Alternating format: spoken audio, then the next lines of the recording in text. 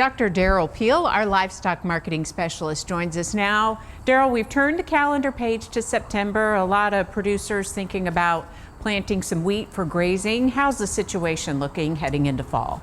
Well, obviously the first challenge always is to get the wheat established, get that pasture started.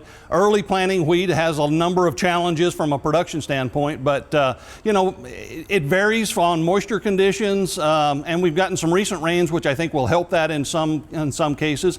The one thing that is clearly better this year is that we've got fairly cool soils, and so we don't have some of the germination questions that we sometimes do with really hot soils going into September.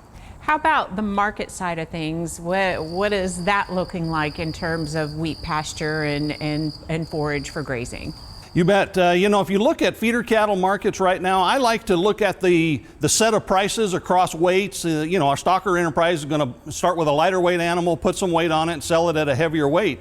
And so you can calculate, given prices at any point in time, the value of gain between a beginning weight and an ending weight. And when I do that right now, it looks somewhat encouraging. The value of gain across a number of different weights would suggest that the value of gain right now is around 90 cents to $1 a pound, that's sort of the gross margin, if you will. That's not profit, but that's where you start from to figure out whether there is profit potential in these stockers. What about budgets in terms of winter grazing? What should we plan for? You bet. If you look at the budgets right now, then you're going to take that sort of value of gain idea, but then build in the time concept between we're going to buy them sooner and we're going to sell them later. Right now, we're probably not looking at buying these calves quite yet. Some producers may start buying before too long, but if we're buying in, say, October, we're going to run them until early March.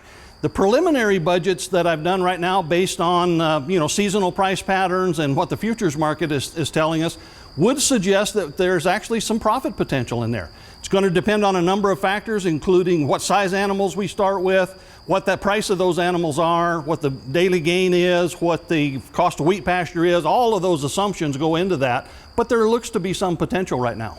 With all that in mind and heading into fall, what is your guidance for wheat stocker producers? Well, I guess my guidance always is to start sooner, start before you buy some animals, do a little bit of pencil work to try to figure out, based on the market situation right now, what kind of animals we should be buying, what size, maybe what gender, whether steers or heifers look to work better, and figure out kind of what our marketing and risk management plans are going to be in addition to the production plans. So, if the futures market offers an opportunity to lock in a margin, then we need to act on that if that's something that we want to take advantage of. Look at all angles. Absolutely. All righty, Derrell, thanks a lot. We'll see you next time.